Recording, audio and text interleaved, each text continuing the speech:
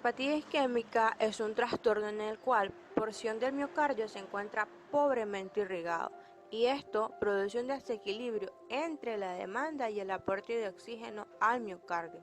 La causa más frecuente es un ataque aterosclerótico a una arteria epicárdica coronaria que baste para reducir la circulación sanguínea y va a resultar en una perfusión insuficiente. Para el estudio de la fisiopatología de la cardiopatía isquémica se suele dividir en dos categorías, una que es la cardiopatía coronaria crónica y dos, el síndrome coronario agudo.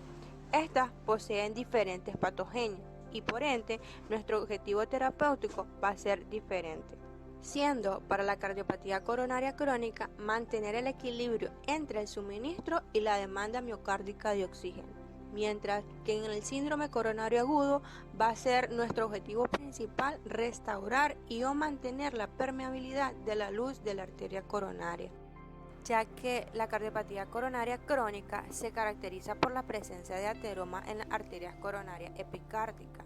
Estas poseen una capa fibrosa suprayacente que es muy gruesa y resistente a la disrupción, por lo que se suele llamar angina estable crónica, que al aumentar de tamaño va a reducir la luz vascular y es lo que causa el desequilibrio entre el suministro y la demanda de oxígeno al miocardio. Los síndromes coronarios agudos se ocasionan con mayor frecuencia por la fisura o rotura de las placas ateroscleróticas. Estas denominadas placas inestables o vulnerables se caracterizan por tener capas fibrosas delgadas propensas a romperse. La rotura de la placa provoca la exposición de los factores procoagulantes como el colágeno subendotelial que activan las plaquetas y la cascada de coagulación. Bajo circunstancias fisiológicas, la hemostasia en el sitio de lesión vascular es autolimitada por los mecanismos anticoagulantes endógenos. No obstante, el endotelio disfuncional sobre la placa aterosclerótica no pueden elaborar factores anticoagulantes suficientes para controlar el grado de formación de coágulos.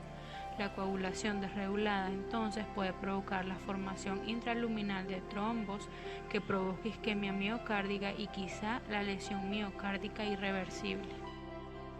Subclasificación del síndrome coronario agudo. Angina inestable. Suele presentarse con un aumento de la frecuencia cardíaca o gravedad del dolor precordial o dolor torácico anginoso, característico que ocurre abruptamente en reposo. El biomarcador de infarto, los tejidos como la cifra elevada de troponina, se presentan en pacientes con alto riesgo de infarto al miocardio. Infarto al miocardio sin elevación del ST. Las placas inestables se rompen de forma súbita y ocluye, pero no por completo, la luz de las arterias coronarias epicárdicas. Origina una superficie protrombótica persistente en el sitio de la rotura. Los pacientes están en un alto riesgo de que la isquemia recurra. Infarto de miocardio con elevación del ST.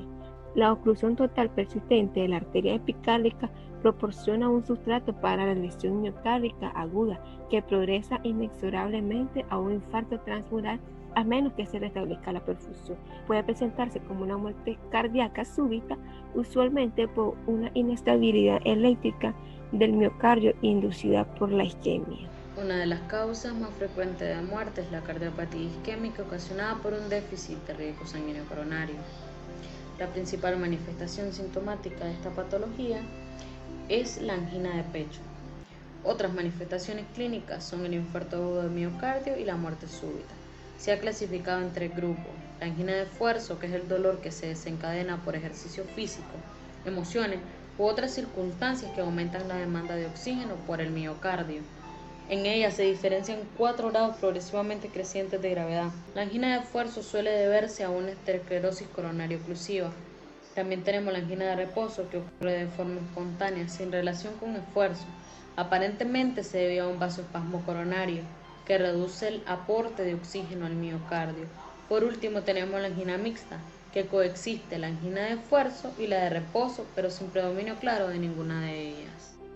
Los fármacos antianginosos carecen de actividad antiálgica propiamente dicha, pero suprimen el dolor anginoso ya establecido y o previenen la aparición de las crisis anginosas porque restablecen el equilibrio entre la demanda y la oferta de oxígeno en el miocardio.